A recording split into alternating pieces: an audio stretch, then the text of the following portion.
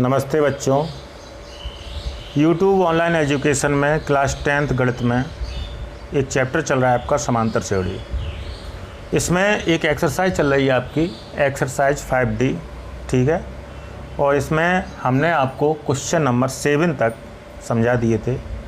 आज से हम लोग क्वेश्चन नंबर 8 पर चर्चा करेंगे, ठीक है। तो देखिए क्वेश्चन नंबर 8 क्या दिया गया है। सबसे पहले ये थ्योरिकली क्वेश्चन है, तो थ्योरी पढ़ना अनिवार्य है। इसमें बहुत ध्यान से पढ़ें। 200 लट्ठों को ढेरी के रूप में इस प्रकार रखा जाता है।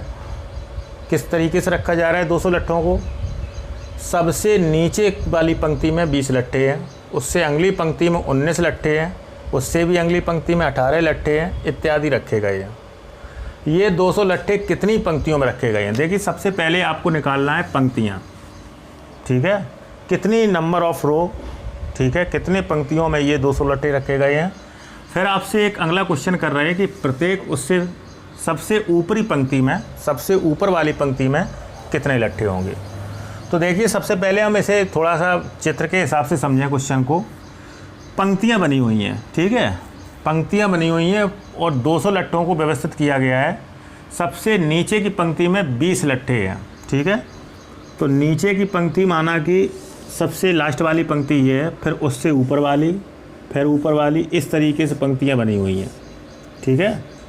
तो नीचे वाली पंक्ति में 20 लट्ठे, ठीक है, ये 20 लट्ठे सपोज दैट हमने रख दिए। उससे अगली पंक्ति में 19 लट्ठे रखे गए हैं इस तरीके से, ठीक है। उससे अगली पंक्ति में 18 लट्ठे रखे गए हैं, इस तरीके से लट्ठे रखे गए हैं, ठीक है।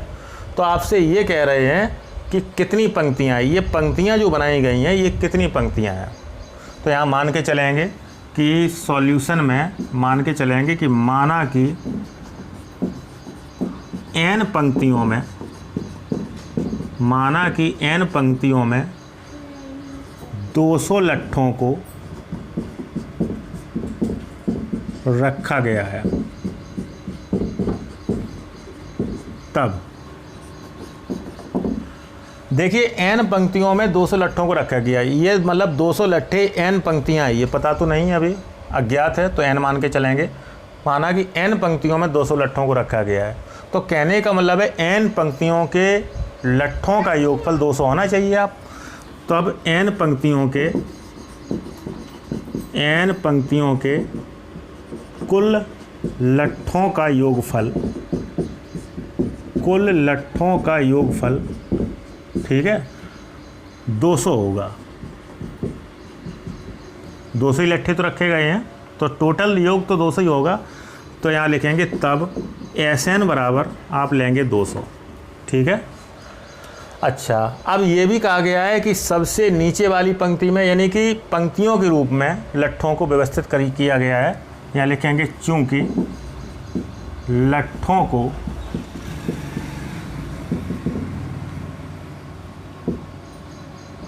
लट्ठों को पंक्तियों के रूप में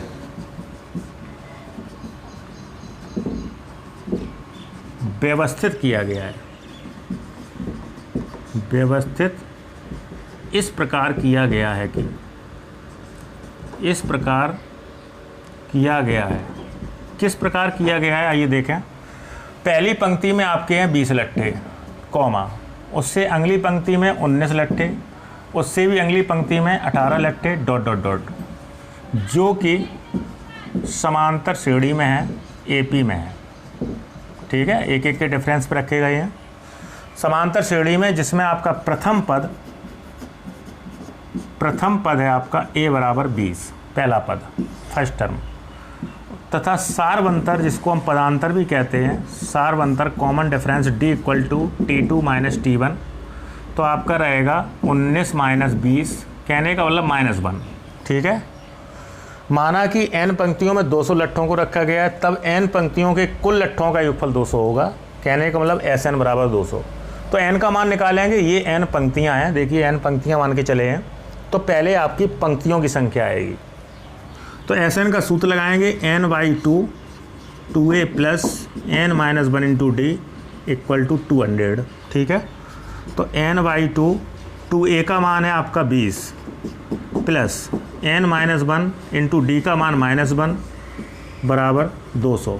ठीक है, तो n/2 20 दूनी 40 गुणा कर दिया, प्लस माइनस माइनस n एकम n माइनस माइनस प्लस 1 एकम 1। कहने का मतलब माइनस बनकर अंदर ब्रैकेट में गुणा कर देंगे तो चिन्ह बदल जाएंगे, बराबर 200। और इसे सॉल्व करेंगे तो n/2 40 और 1 41, 41 माइनस n बराबर 200। ठीक है, ये दो जो दिख रहे हैं आपको, दो का पक्षांतर कर दें तो आपका रहेगा यहाँ n 41 माइनस n बराबर 200 गुणा 2। भाग का पक्षांतर गुणा होता है, n का गुणा करें 41n माइनस n स्क्वायर बराबर 400। 400 का पक्षांतर कर लें तो द्विघात समीकरण, या आप 41n माइनस n स्क्वायर का पक्षांतर कर दें तो आपको जो है द्विघात समीकरण प्राप्त हो जाएगा। कहने का मतलब n स्क्वायर प्लस हो जाएंगे, माइनस का 41n प्लस 400 थे ही वहाँ, बराबर 0। ये आप हल करेंगे, ये एक आपका द्विघात समीकरण है, इसके आप गुणनखंड कर सकते हैं मध्य पद के विभाजन से। इसे स्वयं करेंगे आप, गुणनखंड स्वयं करें, गुणनखंड स्वयं करें। गुणनखंड जब करेंगे आप तो देखिए गुणनखंड आपके दो आएंगे, एक तो आएगा n माइनस 25 और एक आएगा n माइनस 16 बराबर 0। ठीक है नहीं, तो मध्य पद का विभाजन करेंगे, 400 एकम 400, 400 में एक जोड़ेंगे 401, 41 तो हुआ नहीं, तो आप क्या दो संख्या लेंगे 25 और 16, गुणा होता है 400, जोड़ने से आता है 41। तो यहाँ से n के दो मान आप निकाल देंगे, n बराबर 25 या n बराबर 16। ठीक है, दोनों ही मान होंगे इस अवस्था पे। अब आप ये पता करेंगे कि n बराबर 25, ठीक है, जब पंक्तियों की संख्या 25 है तो फिर आपकी ऊपरी पंक्ति में कितने लट्ठे आएंगे, और जब n बराबर 16 है, पंक्तियों की संख्या 16 है, तो आपके ऊपरी रो में कितने आपके लट्ठे आएंगे। जिसमें आपके धनात्मक आएंगे वही आपका मान होगा, ऋणात्मक वाला मान होगा। इसे आप नोट करें। तो बच्चों आपके n के मान दो आए थे अभी, पुनः एक तो आया है n बराबर 25 और एक आया है आपका n बराबर 16। ठीक है, तो ये दोनों पद आप जो है प्राप्त करने का प्रयास करेंगे। यहाँ पे n बराबर 25 यहाँ लिखेंगे, तब 25वां पद निकालेंगे आप। यहाँ n बराबर 16, तब 16वां पद निकालेंगे आप। तो 25वें पद को कहेंगे T25, इसका फॉर्मूला बनेगा a प्लस 24d। 16वां पद निकालेंगे, इसको कहेंगे T16, इसका फॉर्मूला बनेगा a प्लस 15d, एक d कम करके। a और d के मान पता है, इसमें रखिए आप।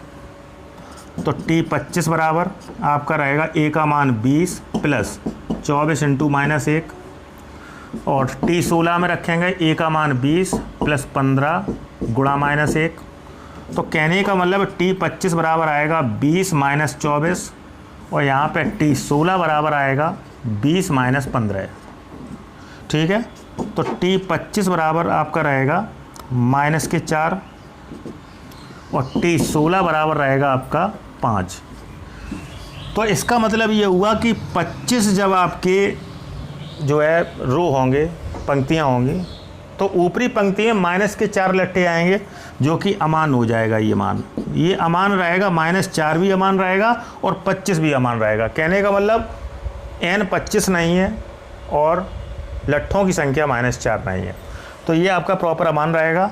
ये आपका मान है T16 बराबर 5। कहने का मतलब है 16 पंक्ति हैं आपकी, इस तरीके की 16 पंक्ति हैं, और सबसे ऊपर वाली पंक्ति में आपके 5 लट्ठे होंगे। ठीक है, तो कहने का मतलब ये आपका मान है, यही आपका उत्तर माना जाएगा। नीचे लिख देंगे, अतः कुल पंक्तियाँ n बराबर 16 होंगी, तथा सबसे ऊपरी पंक्ति में 5 लट्ठे होंगे। ठीक है, ये तो आपका अमान रहेगा, क्योंकि -4 पदों की संख्या माइनस होती नहीं है। ठीक है, इसे नोट करें आप। नेक्स्ट क्वेश्चन है बच्चों आपका क्वेश्चन नंबर 10। उस समांतर श्रेणी के प्रथम 22 पदों का योग ज्ञात कीजिए। देखिए सॉल्यूशन में हम लोगों को AP के प्रथम 22 पदों का योगफल चाहिए। ठीक है, AP के समांतर श्रेणी के प्रथम 22 पदों का योगफल चाहिए हमें, 22 पदों का योगफल। ठीक है, तो इसको हम लोग S22 कहेंगे। कहने का मतलब इसका फॉर्मूला भी बनाना सीखिए, n/2 यानी 22/2, 2a plus n-1 22-1 into D. Sn का फॉर्मूला आप जानते ही हैं, n/2 2a plus n-1 into D. यहीं से आप S22 बनाएंगे तो n जहाँ जहाँ है वहाँ पे 22 आ जाएगा। ठीक है, तो आपको चाहिए AP के 22 पदों का योगफल, जिसका फॉर्मूला हमने लिख दिया आपके सामने, 22/2 2a प्लस 22-1 इंटू डी।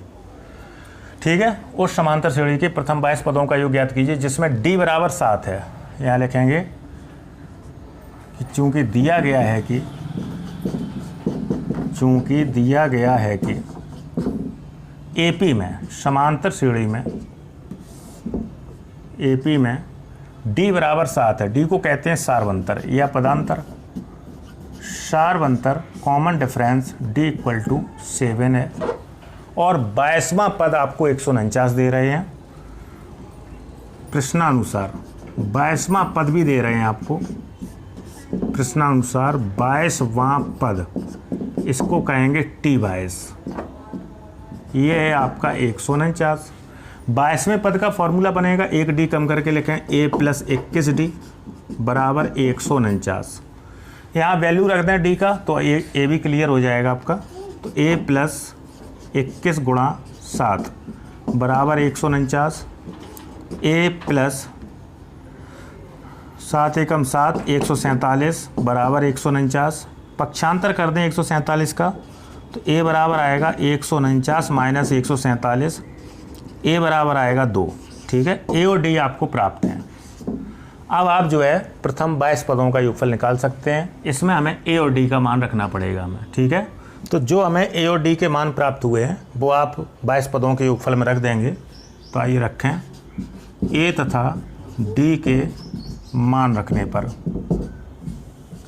तो जैसे ही हम लोग a और d के मान रखेंगे, a की जगह पे a का मान और d की जगह पे d का मान, ठीक है, a और d आपको प्राप्त हैं, वैसे ही आपका 22 पदों का योगफल आ जाएगा। तो आइए प्रारंभ करें S22 22 बराबर, ये 2 से 22 काटते हैं, 11 बार कटेगा, तो 2 गुणा a का मान 2 है प्लस 22 में से 1 गया 21 इंटू d का मान है 7। ठीक है, इसे और हल करेंगे आप तो S22 बराबर आपका रहेगा 11 2 दूनी 4 प्लस 21 7 147। तो S22 बराबर रहेगा 11 और ये आप जोड़ देंगे तो 151 रहेगा आपका। गुणा करेंगे आप तो S22 बराबर 11 के गुणा 151 में आप करेंगे तो 1661 आएगा। ठीक है, तो कहने का मतलब 22 पदों का योगफल आपका 1661 रहेगा। नोट करें इसे। नेक्स्ट क्वेश्चन है बच्चों आपका क्वेश्चन नंबर 11। ठीक है, इसमें देखें, उस समांतर श्रेणी के पदों की संख्या ज्ञात करना है आपको। ठीक है, पदों की संख्या n निकालनी है जिसके सभी पदों का योगफल 60 है, सार्वंतर 2 है तथा अंतिम पद 18 है। तो सॉल्यूशन में आप लिखेंगे, चूँकि दिया गया है कि क्या दिया आपको, पदों की संख्या तो ज्ञात करनी है। तो यहाँ पे मान के चलें कि माना कि समांतर श्रेणी में AP में पदों की संख्या बराबर n है। ठीक है, सभी पदों का योगफल 60 है। यहाँ लिखेंगे, चूँकि सभी पदों का योगफल बराबर 60 है। ठीक है, ये एक प्रश्न के अनुसार बात दे रहे हैं, सभी पदों का योगफल 60 है। हम लोग प्रश्नानुसार लिख सकते हैं, यहाँ पे प्रश्नानुसार सभी पदों का योगफल 60 है। पद आपके n माने गए हैं तो यहाँ लिखेंगे तब n पदों का योगफल 60 मानेंगे आप, तब n पदों का योगफल, ठीक है, बराबर 60 होगा। तो n पदों के योगफल को क्या कहेंगे, SN बराबर 60। ठीक, इसमें सार्वंतर दे रहे हैं 2 और अंतिम पद 18 है। तो सार्वंतर दिया गया है, सार्वंतर आप यहाँ लिख लें, सार्वंतर d बराबर 2 है, ठीक है, तथा अंतिम पद 18 है, तथा अंतिम पद अब देखिए यहाँ पदों की संख्या n मानी है, तो अंतिम पद भी आपका nवां पद होगा। अंतिम पद आपका 18 है, जो वो आपका कौन सा पद होगा, nवां पद होगा। यहाँ लिखेंगे तब nवां पद Tn बराबर 18 होगा, ठीक है। अब इसे हम लोग जो है सॉल्व करेंगे जिससे आपका n का मान आ सके। देखिए Sn का फॉर्मूला लगाएंगे तो यहाँ पे जैसे हमने लगाया n/2 और a + l बराबर 60, ठीक। तो यहाँ a का मान तब भी आपको चाहिए, ठीक है। a बताएंगे आपके, ये Tn बराबर 18, तो a + n-1 × d बराबर 18, ठीक है। a + n-1 d का मान दिया गया है 2 बराबर 18, ठीक है। थोड़ा सॉल्व कर लें तो a + 2 का गुणा करें, 2n - 2 बराबर 18, और सॉल्व कर लें तो आपका a क्लियर हो जाएगा। a का मान निकालें यहाँ से, तो a बराबर होगा 18 - के 2n + के 2, a बराबर 18 2 20 - 2n, ठीक है। तो a का मान आप रख देंगे 20 - 2n, और l का मान ये अंतिम पद l है आपका, ठीक है। तो यहाँ रखेंगे तो n/2, a का मान अभी निकाला है आपने 20 - 2n प्लस l का मान 18 दिया है बराबर 60, ठीक। इसे हम लोग सॉल्व करेंगे। ये एक द्विघात समीकरण बनेगा अंतिम क्षण तक, और वहाँ से आप n का मान निकाल सकते हैं, ठीक है। तो ये समीकरण आप स्वयं हल करेंगे, ठीक है। गुणनखंड स्वयं करें, गुणनखंड स्वयं करें। इसे व्यवस्थित कर लेंगे आप समीकरण को, थोड़ा चेंज सॉल्व करना पड़ेगा। व्यवस्थित करके एक द्विघात समीकरण प्राप्त होगा, उसके फैक्टर कर लेंगे। n के जो मान आएंगे तो धनात्मक मान आपका मान होगा, ऋणात्मक आपका अमान होगा, ठीक है। तो इसे आप गुणनखंड स्वयं करें, ये होमवर्क में करेंगे आप, और n का मान क्लियर करेंगे। बाकी क्वेश्चन हमने आपको बता दिया है, नोट करें इसे। नेक्स्ट क्वेश्चन है बच्चों आपका, ये एक प्रमेय के टाइप में है, ठीक है। तो इसको थोड़ा ध्यानपूर्वक देखें। क्वेश्चन नंबर 12 है, सिद्ध करो कि किसी समांतर श्रेणी के आदि माने होता है प्रारंभ, ठीक है, और अंत से समान दूरी वाले पदों का योगफल अचर होता है। अचर मीन्स कांस्टेंट होता है, बदलता नहीं है, मान वही रहता है, दूरियां भले ही बदल जाएं, ठीक है। तो जो है इसको जो है हम लोग सवाल को करेंगे। देखिए कैसे करेंगे। तो सॉल्यूशन में पहले तो मान लें कि माना कि किसी एपी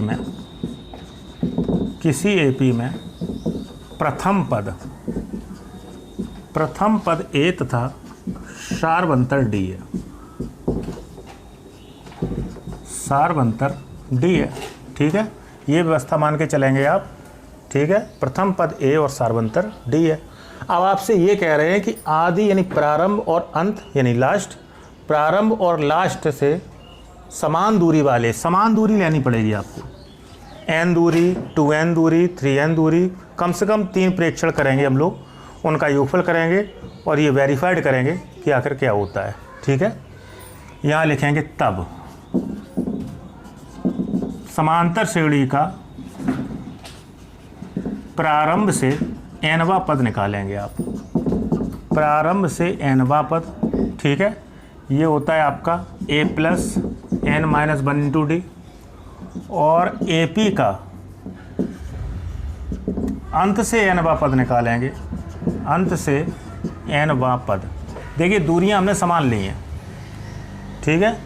ये होता है l - n-1 × d।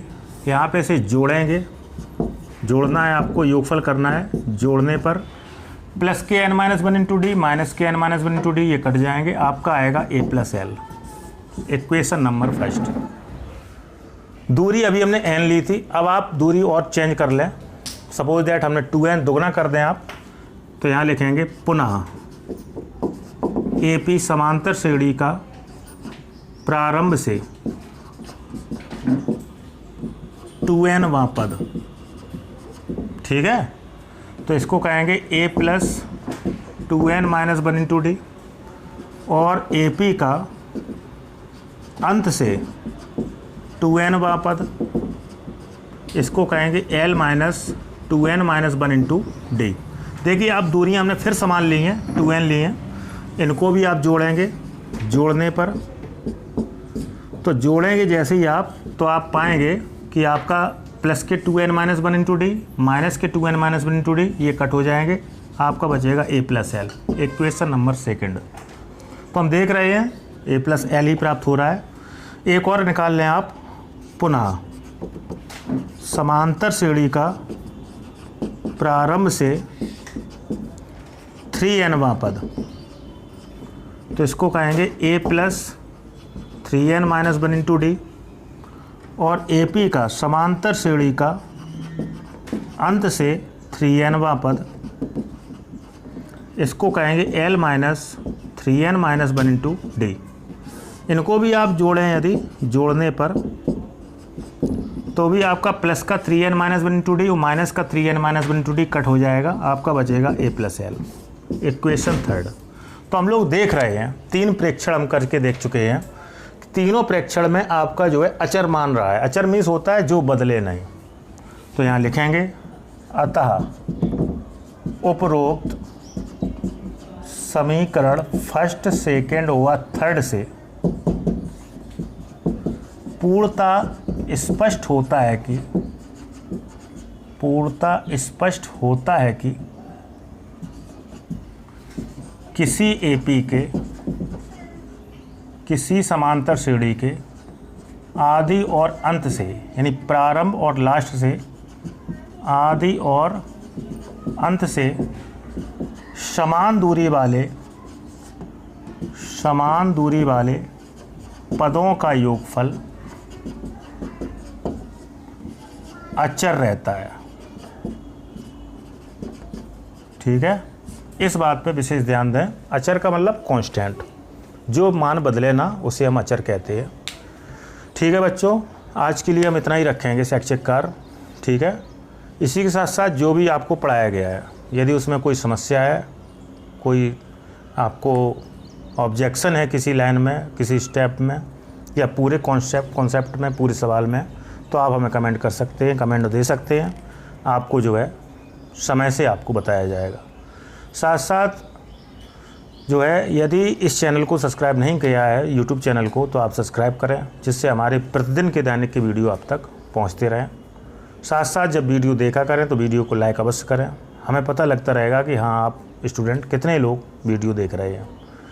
साथ साथ बच्चों, इस वीडियो का पिछला पार्ट यदि आप देखने से वंचित रह गए हैं, नहीं देख पाए हैं, तो आप जो है डिस्क्रिप्शन में लिंक हम डाल देते हैं, वहाँ से आप लिंक ओपन करके वीडियो देख सकते हैं। साथ साथ वीडियो की लिंक शेयर भी कर सकते हैं अपने साथियों मित्रों में भी, तो वो भी जो है इस YouTube चैनल का लाभ उठा सकते हैं आपके साथ। ठीक है, आज बच्चों हम इतना ही शैक्षिक कार्य रखेंगे। नमस्ते।